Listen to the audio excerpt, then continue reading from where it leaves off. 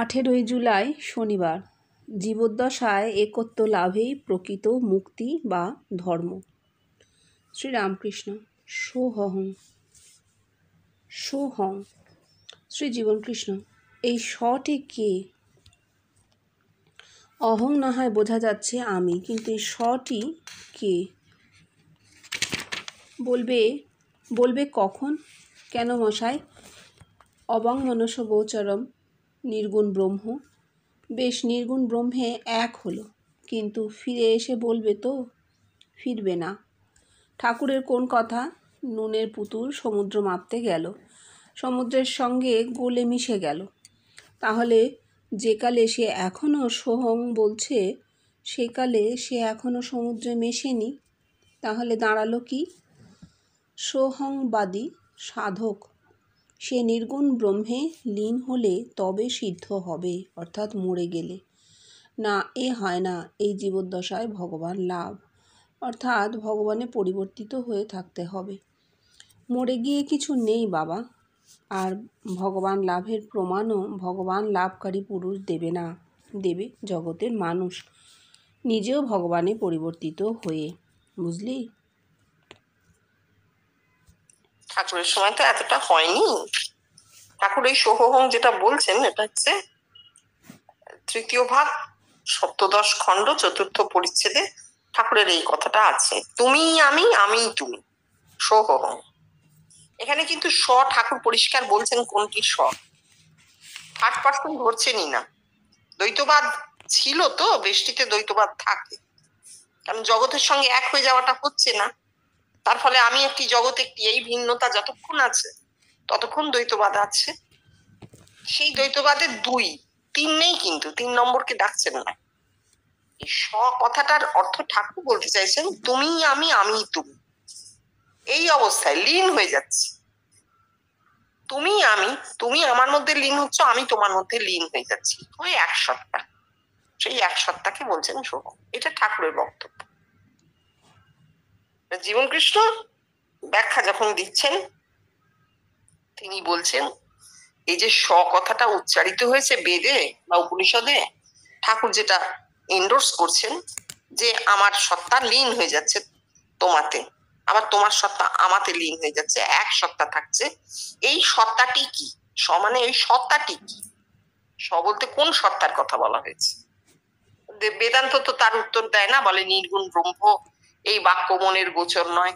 কথাগুলো সব সত্যি, এটা তো আমরা বুঝতে পারছি। বস্তুবাদী লোক এইরকম জানতে চাইবে। যারা অন্য কোনো অস্তিত্বে বিশ্বাস করে না, যারা শুধু দেহের অস্তিত্বে বিশ্বাসী, তারা ওই চৈতন্যময় ব্যাপারটা বুঝতেই চাইবে না। তারা বলবে আছে অথচ দেখাতে পারছো না, বলছো বাক্য মনের গোচর নয়, না নিতে পারলাম না। এবং এইখানে আমাদের বুঝতে হবে তারা খুব একটা ভুল কিছু বলছে না, তারা প্রমাণ ছাড়া জিনিস নেয় না, আর তাদের কাছে বস্তুই প্রধান। তারা চৈতন্যের সীমায় যায়নি, তাই জন্য তারা বস্তুতেই যা চাইবার চাইছে।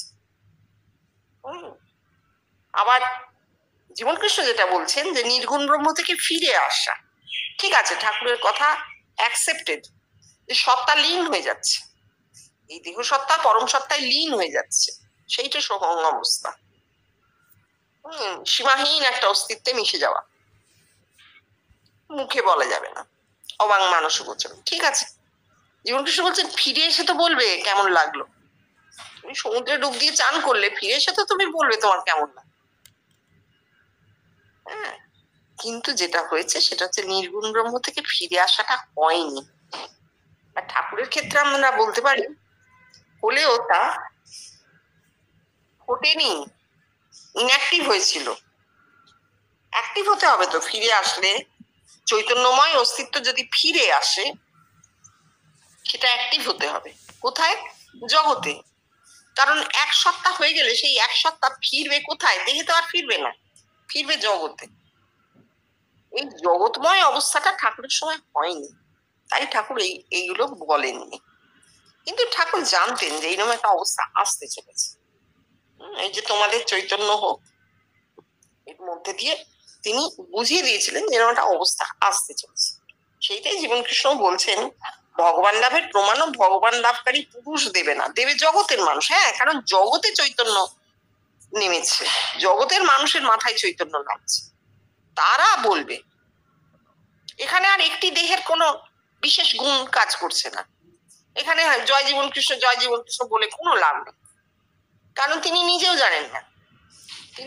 জানেন না যে তার দেহটি এমন চৈতন্যময় হয়েছে যে তা জগৎব্যাপী হয়ে গেছে। আর জগৎব্যাপী হয়ে যাওয়ার পর একক মানুষের কৃতিত্ব বলে আর কিছু থাকে না, তখন মনুষ্য জাতি, তাই না? কারণ সেটা বিবর্তনের হয়ে যাচ্ছে, তখন মনুষ্য জাতি, মানে একক মানুষকে তখন শ্রেষ্ঠ করে তোলবার কোনো প্রয়োজন পড়ে না, থাকেও না। এবং সেই শ্রেষ্ঠত্ব তিনি পদে পদে অস্বীকার করেছেন, পদে পদে বলেছেন যে আমি জানি না বাবা, জগৎ এসে আমায় বলেছে, আগে জগৎ ব্রহ্ম হয়েছে, তারপর আমায় ব্রহ্মত্ব দান করেছে। জগৎ যদি আমায় ব্রহ্মত্ব দান করে, তাহলে কে শ্রেষ্ঠ? জগৎ শ্রেষ্ঠ, আমি নই। এইভাবে তিনি বারবার বলেছেন। কিন্তু আমাদের পোড়া মন, আমরা এখনো ওই বেষ্টির জগতে পড়ে আছি, আমরা এখনো তাকে গুরু, বাবা, কর্তা, ভগবান নানা নামে ডাকতে ভালোবাসি। কিন্তু ঠাকুর বলো, জীবন কৃষ্ণ বলো, এরা বেষ্টিকে সরিয়ে দিয়ে ওই চৈতন্যের জায়গায় যেতে চেয়েছেন এবং বোঝাতে চেয়েছেন। ঠাকুরও বলেছেন, তুমি জানো আর না জানো তুমি রাম। এই কথার মধ্যে দিয়ে ঠাকুর মানুষের শ্রেষ্ঠত্বকে স্বীকার করছেন। তোমার বাইরের জীবন যাই হোক না কেন, অন্তরে তুমি রাম, মানে অন্তরে তুমি সেই এক। ঠিক আছে, পরেরটা পড়ো। 19শে জুলাই রবিবার। অহেতুকী ভক্তি ও শ্রীজীবন কৃষ্ণ। শ্রীরামকৃষ্ণ। অহেতুক ভক্তি। শ্রীজীবন কৃষ্ণ। আমার তোদের ওপর অহেতুক ভক্তি। প্রমাণ করতে পারিস তোদের ওপর আমার কোনো বন্ধন নেই? জনৈক। কেন? ঠাকুর যে স্বামীজিকে এত ভালোবাসতেন, তার কি স্বামীজির ওপর কোনো বন্ধন ছিল? শ্রীজীবন কৃষ্ণ। হ্যাঁ ছিল, তোরা সকলে জানিস, বল। ওরে, ওই তো ঠাকুর নিজেই বলছেন, আমি ভাবেই থাকব, ভাব মুখে দ্বৈতবোধ থাকবেই থাকবে, অর্থাৎ গুরু শিষ্য বোধ। আর আমি তোদের কি বলে এসেছি? আমার অভাবমুখ চৈতন্য। ঠাকুর অভাবমুখ চৈতন্যের কি ব্যাখ্যা দিয়েছেন বল? সে বড় কঠিন ঠাঁই, গুরু শিষ্যে দেখা নাই। দ্বৈতবোধ থাকলে তবে বন্ধন, তাই আমার তোদের ওপর কোনো বন্ধন নেই।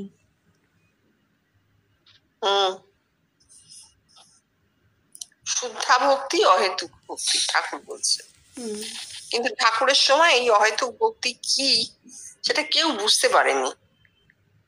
ঠাকুরের কাছে অনেকে চেয়েছেন, আমাকে অহেতুক ভক্তির বর দিন, আমাকে আশীর্বাদ করুন যাতে আমার অহেতুকী ভক্তি হয়। ঠাকুর বলেছেন না, সে হয় না, এই জীব কোটির অহেতুকী ভক্তি হয় না বলে জিনিসটাকে সরিয়ে দিয়েছেন। অর্থাৎ তাঁর একার হয়েছে, সেই জিনিস আর কারোর হবে না। তিনি নিজেকে বড় করতে চাননি, কিন্তু তিনি দেখেছেন এটা হচ্ছে না, এটা হয় না। কেন? দেহবোধ থাকলেই দেহের কামনা বাসনা গুলো ক্রিয়াশীল থাকে, তাহলে অহেতুক ভক্তি হবে কোত্থেকে? প্রত্যেকটা মানুষেরই তো দেহবোধ রয়েছে, এটা তিনি দেখেছিলেন। একবার শ্রী শ্রী মায়ের কাছে একজন বলেছিলেন যে মা, আমাকে আশীর্বাদ করো আমার যাতে অহেতুকী ভক্তি হয়।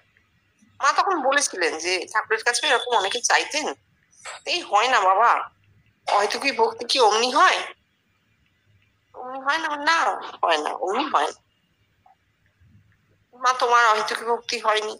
বলে, কি জানি বাবা, আমার কি হয়েছে তা তো আমি বলতে পারি না, তবে মানুষের এই জিনিস হয় না, কিছুতেই হয় না। যখন সে জোর করছে বারবার, তখন মা বলছেন, নির্বাসনা যদি হতে পারো তবে এক্ষণে হয়।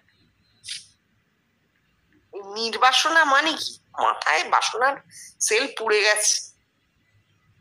একমাত্র চৈতন্য সাক্ষাৎকারেই মাথায় বাসনার সেলগুলো পুড়ে যায়, থাকে না। তাই ঠাকুর বলেছিলেন ও হয় না। কেন? চৈতন্য সাক্ষাৎকার কি জনে জনে হবে? দেহে চৈতন্যের অবতরণ এ কি জনে জনে হবে? হবে না তো। মাথায় দপ করে চৈতন্য জ্বলে ওঠা হবে? হবে না। এই জন্য ঠাকুর বলেছিলেন ও হবে না। একমাত্র বাসনা যদি পুড়ে যায় তবে অহেতুকী ভক্তি হতে পারে। মা এক কথায় বলেছিলেন, নির্বাসনা যদি হও তো এক্ষণে হয়।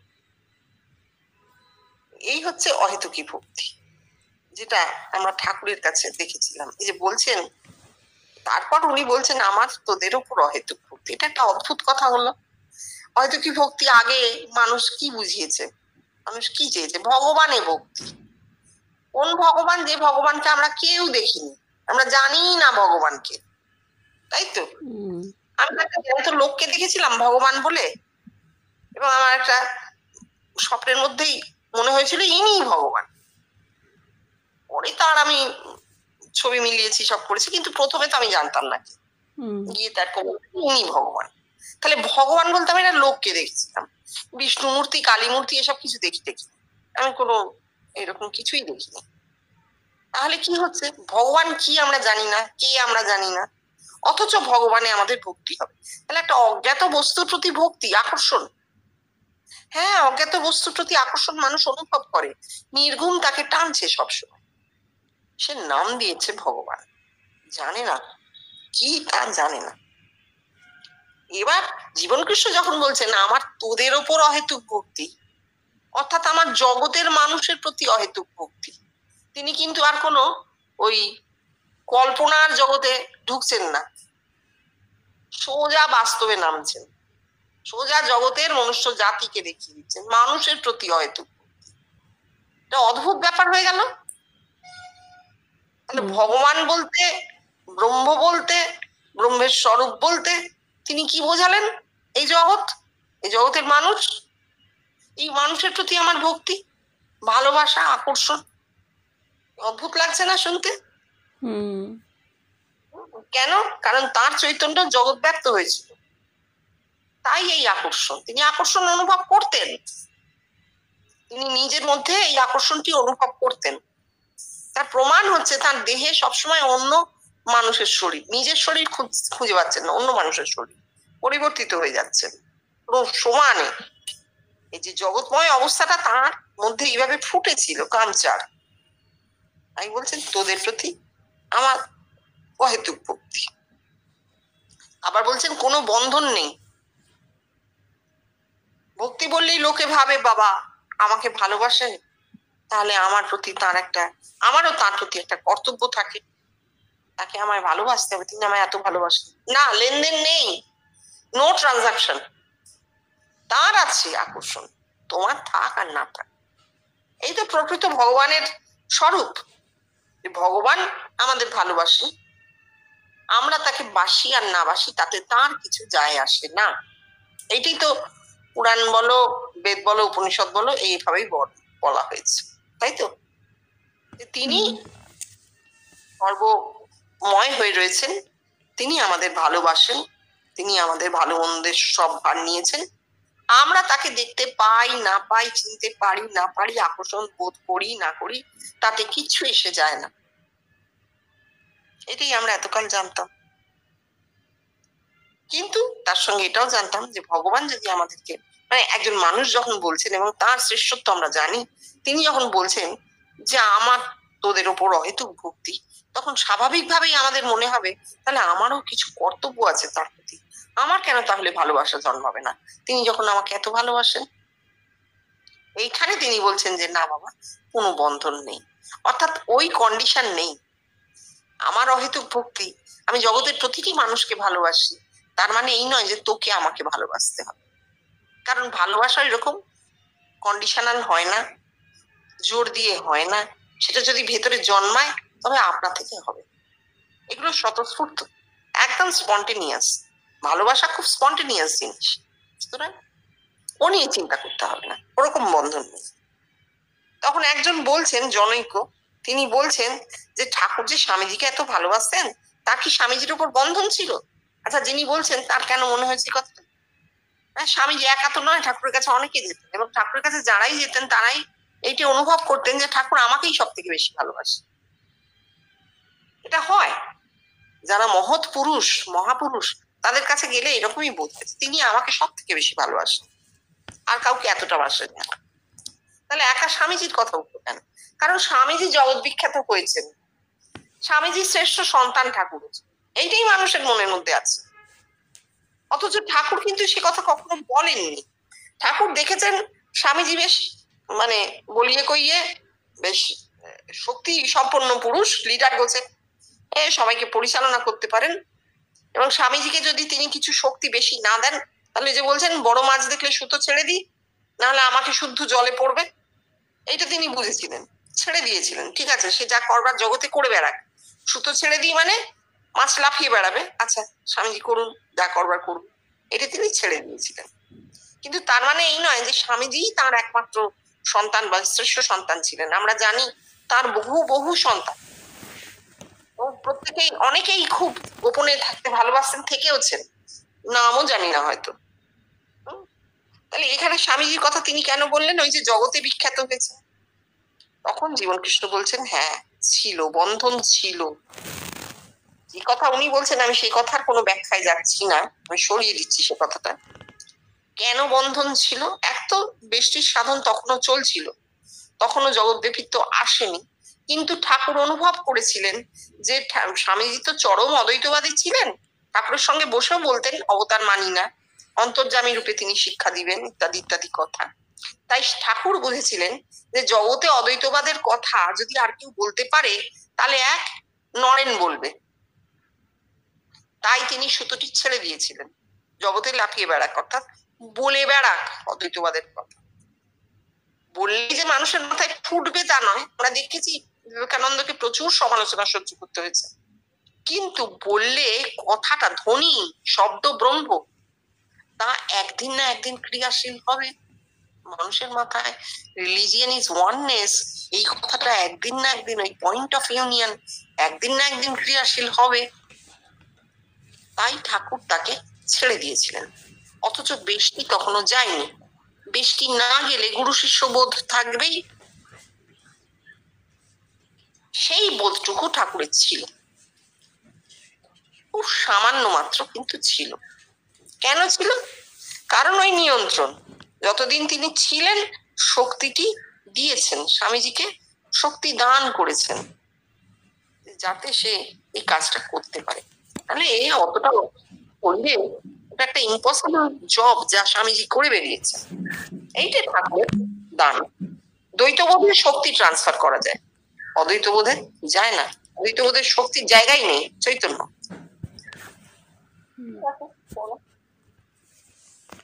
21শে জুলাই মঙ্গলবার। আদ্যাশক্তি, আবরণ ও ব্রহ্মের কথা। শ্রীরামকৃষ্ণ। এই আদ্যাশক্তি বা মহামায়া ব্রহ্মকে আবরণ করে রেখেছে। আবরণ গেলেই যা ছিলুম তাই হলুম, আমি তুমি, তুমি আমি। শ্রীজীবনকৃষ্ণ। মুখুজ্জেমশাই ব্যাখ্যা দিন। মুখুজ্জেমশাই হলেন ভোলার বাবা। তিনি এক সওদাগরি অফিসের চিফ অ্যাকাউন্টেন্ট ছিলেন। আজ প্রায় 5 বছর যাবৎ তিনি শ্রীজীবনকৃষ্ণের সঙ্গলাভে ধন্য হয়েছেন। মুখুজ্জেমশাই তার জীবনে বহু সাধুসঙ্গ করেছেন, এমনকি একবার হিমালয়ের কোনো এক গহ্বরে কিছুদিন তপস্যাও করেছিলেন। এছাড়া তাঁর হিন্দু শাস্ত্রের ওপর পাণ্ডিত্যও অগাধ। বয়সে 5-6 বছরের বড়। যখন তিনি শ্রীজীবনকৃষ্ণকে প্রথম দর্শন করতে আসেন তখন তিনি গেরুয়া বসন পরতেন। কয়েক মাস সঙ্গ করার পর কি বুঝে তিনি আবার নিজে থেকে সাধারণের পোশাক গ্রহণ করেন। মুখুজ্জেমশাইকে চিন্তা করতে দেখে শ্রীজীবনকৃষ্ণ আবার বললেন, বলুন মুখুজ্জেমশাই, আদি শক্তি কি, আবরণ কি, আর ব্রহ্মই বা কি?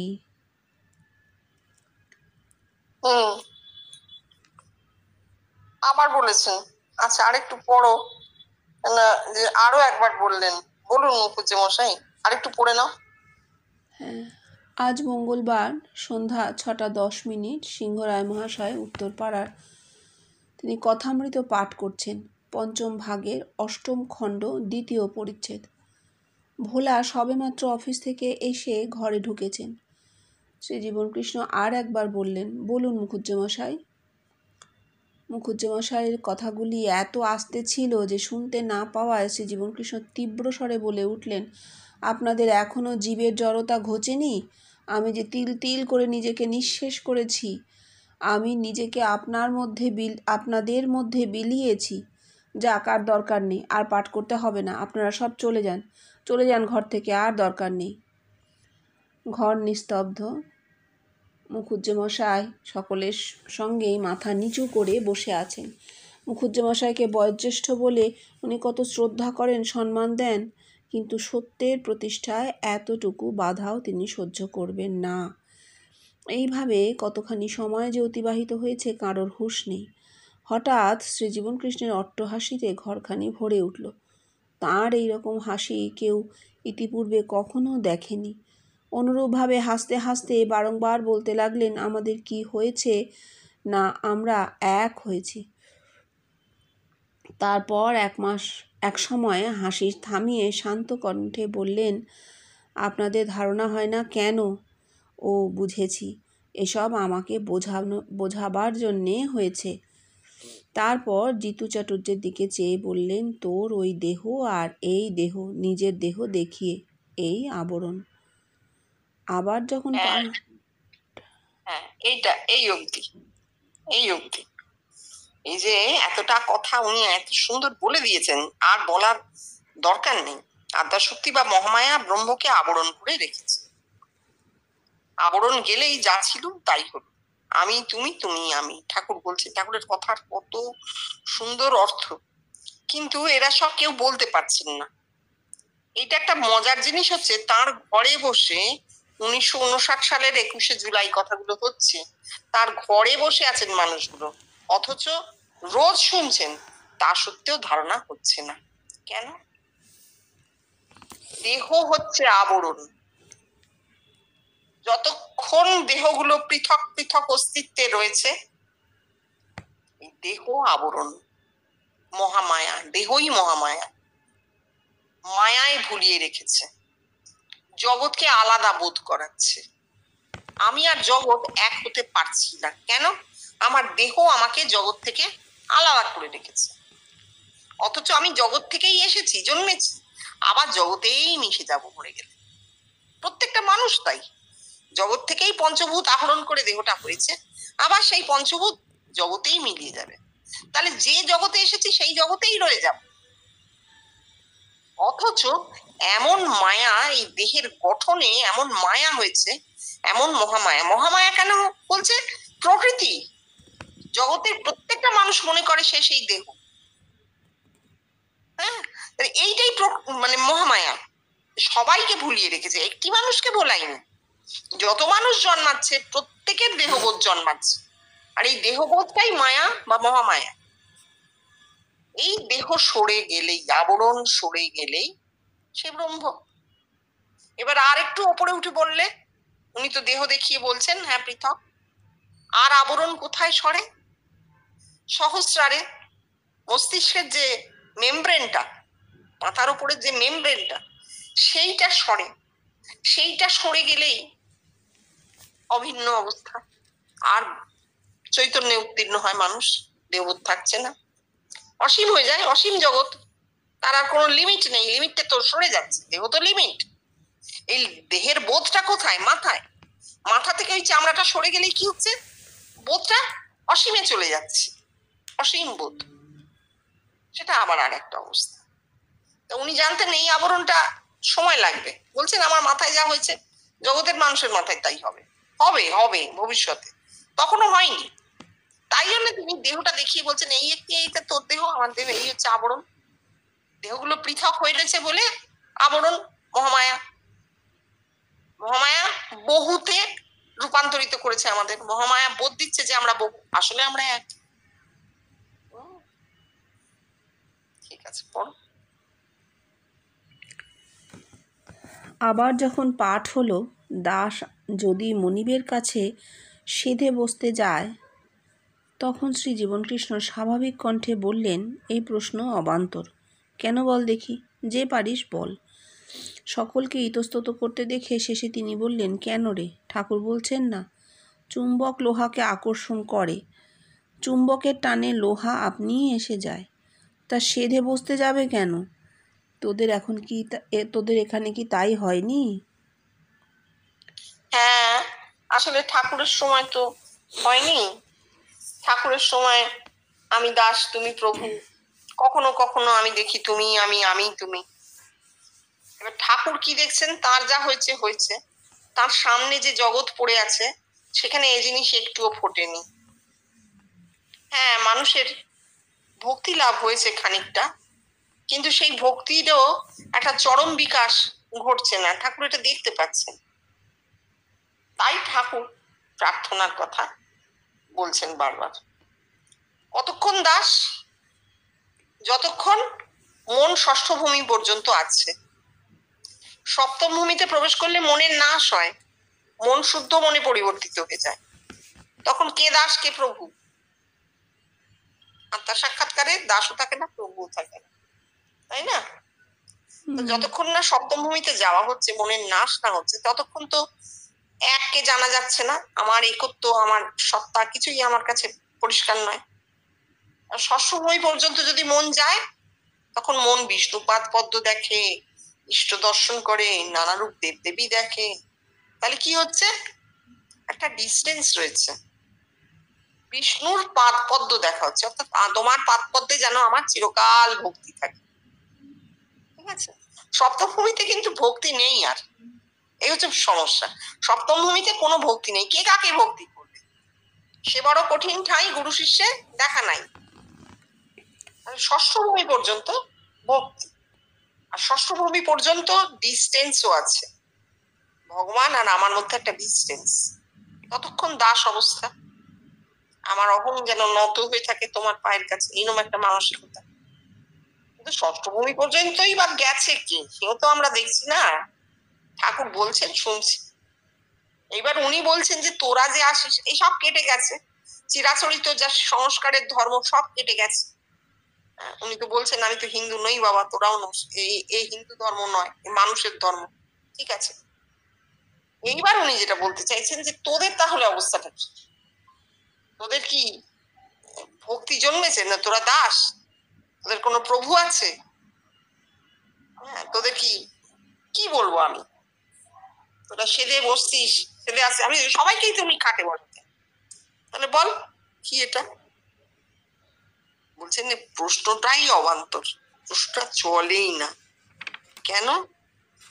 আকর্ষণ যখন মাথায় জন্মায়, তখন সেই আকর্ষণ মানুষকে টেনে আপনা থেকে তুলে নেয়। মানুষ আকর্ষণ তৈরি করতে পারে না, উনিও কোনো আকর্ষণ তৈরি করেননি, পারেনও নি। উনি বলতেন আমি কিছু করি না বাবা। যে মানুষটা দেখছে তার নিজের দেহের গতি ওই আকর্ষণ তৈরি করছে, সেই আকর্ষণে সে ছুটে যাচ্ছে। যেহেতু ব্যাপারটা জগতে ঘটছে, তাই মনে হচ্ছে জীবন কৃষ্ণ আকর্ষণ করছে না।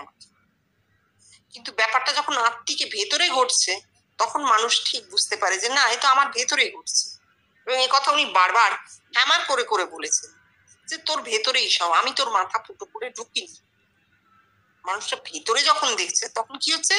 মনের নাশ হয়ে যাচ্ছে, আকর্ষণ ভাবনা থেকে তৈরি হচ্ছে। বাইরের রিফ্লেকশনে কি হচ্ছে? ছুটে তার ঘরে চলে যাচ্ছে তাকে দেখতে। ব্রহ্মত্ব তো জীবন্ত মানুষের, ব্রহ্মত্ব সবসময় জীবন্ত মানুষের, সব মানুষ জীবন্ত অবস্থাতেই ব্রহ্মত্ব লাভ করবে, মরে গিয়ে ব্রহ্মত্ব হয় না। মরে গিয়ে যদি ব্রহ্মত্ব থাকেও সেটা বলবার মতন কেউ থাকছে না, বসে থাকছে না। এই হচ্ছে আকর্ষণ। যাই হোক, উনি চুম্বক লোহাকে টানে, চুম্বকের টানে লোহা আপনি এসে যায়, এইসব বলছেন। আমি ওই দিকটায় গেলামই না, ওটা তো উনি বলেছেন, রেফারেন্স দিয়েছেন। আমি ওনার ঘরের অবস্থাটা বলছি, ওনাকে দেখে মানুষের কি হয়েছে সেইটা বলছি। যে দেখছে সে তো নিজের ভেতর দেখছে। জীবন কৃষ্ণ হেঁটে হেঁটে তার মাথায় তো ঢুকছেন না, সেইখানে আকর্ষণটা তৈরি হচ্ছে, ওই সপ্তম ভূমিতে আকর্ষণটা তৈরি হচ্ছে। আর সেখানে মনের কোনো ক্রিয়া নেই, মনের কোনো ক্রিয়া নেই, সচেতন মন থাকছেই না। পরে যখন মনে পড়ছে যারে আমি এনাকে দেখেছি, কোথায় পাই কোথায় পাই, তখন সে বাইরে ছুটোছুটি করছে। আর অন্তরে আকর্ষণ সব সময় মনে হচ্ছে যে সপ্তম ভূমিতে গিয়ে বসে থাকি, এইটা হচ্ছে অন্তরের আকর্ষণ। যারা পায়, যাদের হয়, তারা বোঝে। ঠিক আছে, পড়ো। শ্রীরাম শ্রীরামকৃষ্ণ অবতার লীলা এসব চিৎ শক্তির ঐশ্বর্য। যিনি ব্রহ্ম তিনি আবার রাম, কৃষ্ণ, শিব। শ্রীজীবন কৃষ্ণ শূন্য নাদ আদ্যাশক্তি সহায়ে অবতার লীলা। এই লীলা বেষ্টিতে আমি এই একরকম ব্যাখ্যা করে গেছি, সে আমার নিজস্ব অনুভূতি। এখন সমষ্টির ব্যাখ্যা শোন। এই লীলা চিৎ শক্তির ঐশ্বর্য, অর্থাৎ যোগের, মহাযোগের ঐশ্বর্যে সকলকে এক করে। আচ্ছা দেখো, উনি তো এরকম ভাবে বললেন, সুন্দর। আমরা এইভাবে ভাবতে পারি, যিনি ব্রহ্ম তিনি আবার রাম, কৃষ্ণ, শিব। তো তিনি আবার হরে, পেলা, পঞ্চা, যদু, মধু, রাম, তাই তো? যিনি ব্রহ্ম তিনি সমস্ত মানুষ, সব মানুষের ফার্স্ট নেমে ডাক না তাকে। তিনি এই সমস্ত মানুষ আমাদের চোখের সামনে। যিনি ব্রহ্ম তিনি সব এই মানুষগুলো। এইটাই তো একদম তিনি জগতে নেমে এসেছেন, এসে বলছেন। একেই বলছে মহাযোগ। চিৎ শক্তি মানে চৈতন্য শক্তি, যোগে। এখানে আর শক্তি নেই, লীলাও নেই। লীলা যদি বলো তো এই লীলা যে প্রতিটি মানুষই আসলে ব্রহ্ম, ব্রহ্ম এই মানুষের মধ্যে মানে দেহের মধ্যে যা করছে, তাহলে সেক্ষেত্রে বলতে হবে হ্যাঁ সেটা লীলা। কিন্তু সে মানুষ টের পাচ্ছে না, আমরা জানতে পারছি না। একটা কিছু হচ্ছে কিন্তু আমরা জানতে পারছি। এই না জানাটা খুব ভালো, কারণ তাহলেই স্বতঃস্ফূর্ত বিকাশটা বা প্রকাশটা ঘটবে। আর জেনে রাখলে সেটা কি হবে, সংস্কার হয়ে যাবে। জেনে বসে আছি তো, এই কারণেই উনি কোনো কথা আগাম বলতেন না, বলেন উনি, ঠাকুরও বলতেন না। যা হবে হবে, দেখতে পাওয়া যাবে। কারণ এটা তো একটা অনন্তকালীন প্রসেস, এই গতি চলছে, চলবে। বলেননি উনি, ঠিক আছে। তারপর শ্রীরামকৃষ্ণ হে রাম, তোমার ভুবন মোহিনী মায়ায় মুগ্ধ করো না। ঈশান এই মায়াটি কি? শ্রীরামকৃষ্ণ যা কিছু দেখছো, শুনছো, চিন্তা করছো সবই মায়া। এ কথা বলতে গেলে কামিনী কাঞ্চনী মায়ার, এক কথায় বলতে গেলে কামিনী কাঞ্চনী মায়ার আবরণ। শ্রীজীবন কৃষ্ণ থাম। প্রশ্ন হলো এই ভুবন মোহিনী মায়াটি কি? এর উত্তর দিলেন কামিনী কাঞ্চনী মায়ার আবরণ। ঠাকুর মাথা কেটে গেলেও বলতে পারবেন না মায়া এই দেহ, আর বাকি সব ভুল কথা, একেবারে ভুল। ওরে তোরাই তার প্রমাণ। এর আর কোনো ব্যাখ্যার প্রয়োজন নেই, একদম কেটে বলে দিয়েছেন যে হে রাম, তোমার ভুবন মোহিনী মায়ায় মুগ্ধ করো না। ব্রহ্ম আমাকে দেহে বদ্ধ করে রেখো না, আমার চেতনাকে শুধু দেহে বদ্ধ করো না। নিজের আপার সেলফের কাছে লোয়ার সেলফের প্রার্থনা, ব্যাস। এই লোয়ার সেলফটি মায়া, দেহবোধ, আর আপার সেলফ ব্রহ্ম। তারপর শ্রীরামকৃষ্ণ মার ভেতরে ষটচক্রের জ্ঞান হলে শিব মার উরু দিয়ে বেরিয়ে এলেন। তখন শিব তন্ত্রের সৃষ্টি করলেন। শ্রীজীবন কৃষ্ণ এটা কি রে? শিবকে টপ করে মা খেয়ে ফেললেন আর মা উরু দিয়ে শিবকে বার করে দিলেন। কথাগুলি বলার পর মৃদু হাসতে লাগলেন।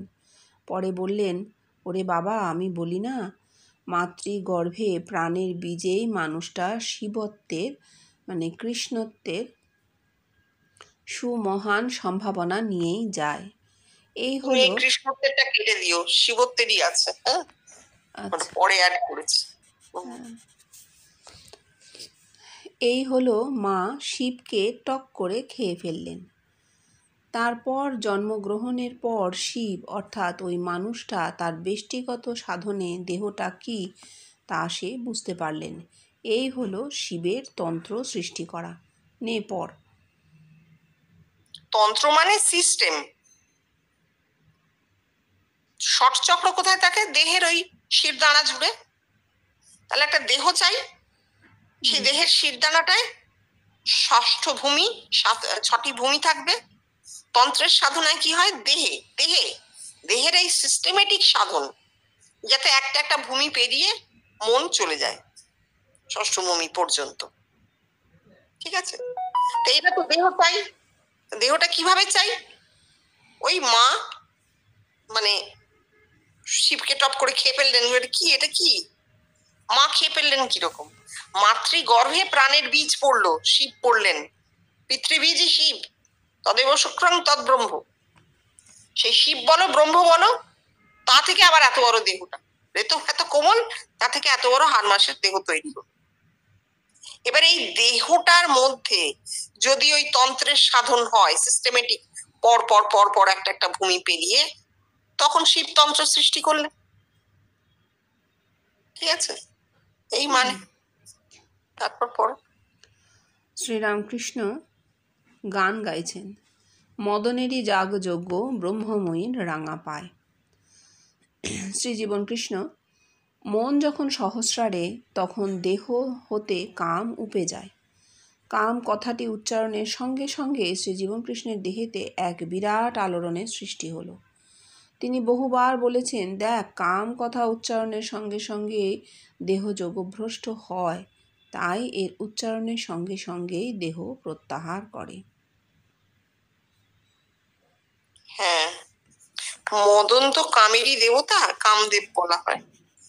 বলছেন ব্রহ্মময়ী রাঙা পায়, এ তো গান। কাম কোথায় গিয়ে শেষ হয়? ষষ্ঠ ভূমিতে মাতৃচরণ দেখতে পেলে। আমি উনি যা বলেছেন এই কথা সরিয়ে দিয়ে বলছি, পৃথিবীতে এখন অবশ্য তারও বিকার ঘটছে, তবু আমি বলবোই এই কথাটা। পৃথিবীতে সর্বজনীন একটি অনুভূতি আছে মানুষ মাত্রই, সেটি হচ্ছে পুরুষ সে যত কামুক হোক না কেন, একমাত্র মায়ের সামনে তার কোনো কাম প্রবৃত্তি জাগে না। মাকে দেখে তার কাম প্রবৃত্তি জাগে না। কেন? ওই দেহটা থেকে দেহ, মায়ের দেহ আর নিজের দেহ তো এক। এই হচ্ছে কারণ। মাকে দেখে কারোর এই জিনিস মাথায় আসবে না। এটা একটা সর্বজনীন অনুভূতি।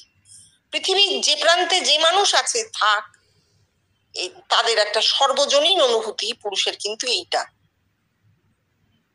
মাতৃরূপ, মায়ের রূপ দেখে তার কোনো বিকার জন্মাবে না। এই হচ্ছে মদনের যাগযজ্ঞ ব্রহ্মময়ী রাঙা পায়।